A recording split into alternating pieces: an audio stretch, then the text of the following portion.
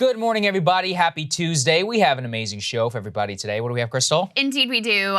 Lots of big stories as the fallout continues from that momentous decision from the Supreme Court overturning Roe versus Wade. We're going to talk to you about the political implications. There's actually a tech angle to this. Yeah, that's right. I had no idea. Very interesting. Right. I mean, if you have abortion completely criminalized in these states, what are tech apps going to do that are tracking your location? Some of them tracking your menstrual cycle. It's crazy implications here. States are kind of in chaos right now. A lot of lawsuits going on as to when these trigger ban laws take effect. So we'll break all of that down for you. We also have new numbers about inflation and just how much it is going to cost you at your 4th of July barbecue, or if you are in the market for a car. These numbers pretty stunning, honestly. We also have some. It feels like every day we learn something new and horrifying about exactly what went down with that Uvalde massacre. Warning signs in advance. Now, the mom that we brought you before who actually went in and saved her kids against the wishes of the cops, she said she's being harassed by the police now. Yeah, that's what they have time to do. Complete insanity.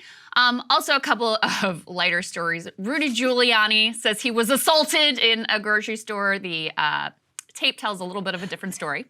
That's one way of putting it. Yeah, and we also have the latest news about, we now know who the successor to Rachel Maddow at MSNBC is going to be. So we have all of that news for you, but we did want to start with the sort of state-by-state fallout from the Roe versus Wade decision. The first piece here is Louisiana is one of these states that has a trigger law into effect. They have some of the most sort of extreme abortion laws or anti-abortion laws on the books. Here's the very latest, put this up on the screen. So a court has actually blocked enforcement of that state's trigger law that outlaws abortion. It says the details here are that the lawsuit against the trigger law challenges the constitutionality with regards to the state constitutionality of what it describes as, quote, vague trigger laws. Basically, the only exception in Louisiana's trigger law is saving the life of the mother, so no exceptions for rape or for incest, as some states have. It was passed in 2006. It was actually updated through a bill by a Democratic senator that made abortion illegal with no exceptions for rape and incest. So right now in the state, you've got at least one of Louisiana's remaining 3 abortion clinics says they are going to resume performing the procedure after this judge is temporarily blocking enforcement. Meanwhile, the Republican Attorney General, Jeff Landry, says his office is fully prepared to defend the state's trigger law. So that's one state. You also have in Wisconsin, where you have a Democratic governor, you have kind of a different situation. The Democratic governor of Wisconsin vowing to grant clemency to doctors charged under the state's abortion ban. Now, this just shows you what's going on in Wisconsin, kind of shows you how complex the picture is with regards to what the laws are on the books in all of these states. In Wisconsin, there is still a law on the books from 1849 that bans most abortions. So there's a big question of, okay, are we enforcing this? Are we not enforcing this? Right now we have a Democratic governor. What if we have a Republican governor? They're up for re-election right now. So right now, that Wisconsin governor, a Democrat, saying, listen, this law is on the books, but we are not going to enforce it. We have a number of other states in similar situations. Go ahead and put this New York Times article up on the screen. So you've got Florida, they are weighing a request from healthcare providers to temporarily block the state's new ban. In California, they are trying to move forward with putting a constitutional amendment on the ballot to explicitly protect abortion rights. In Utah, you actually have a similar situation as you have in Louisiana. A judge, they also have a trigger law in the books. A judge is granted a restraining order that will temporarily block Utah's abortion trigger law for 14 days. Of course, this is just a temporary order, just like in Louisiana. The judge who put on this temporary injunction has scheduled another hearing in a couple of weeks to determine whether or not it should stand, and also said that the case is likely to go all the way to the Utah Supreme Court. Similar lawsuits unfolding in Ohio.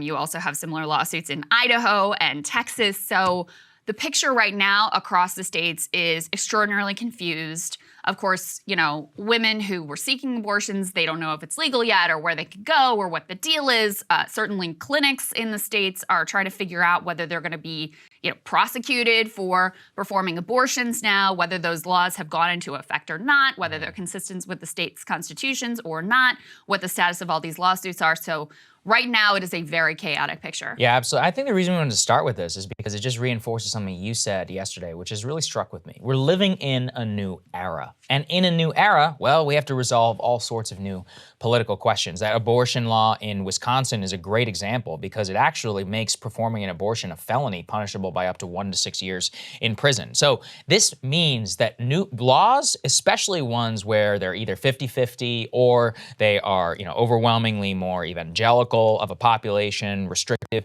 on abortion, are going to have to codify new laws and challenge them in the courts. And this is going to drag on, I think, for years to come, because beyond just the trigger laws, the exceptions are going to get litigated to high hell in almost every single one of these states. You're also going to have to answer very complicated interstate laws. So North Dakota is an example where I believe they also had a trigger law. Well, now they're going to be moving that clinic that was in North Dakota. It was like there's not that many people in North Dakota, but they're going to move that across the state line, like right across the border in Minnesota, where it's permissible. And so then there's questions as to what exactly the North Dakota legislature will try and if they will do any sort of legislation around it. At the same time, we talked about yesterday, the pills in the mail, about the ability in order to order that, whether that itself will be illegal. That also raises questions as to the U.S. Postal Service and how it will be, abiding by this decision on top of private companies like FedEx, UPS. I mean, the mess that has now been evolved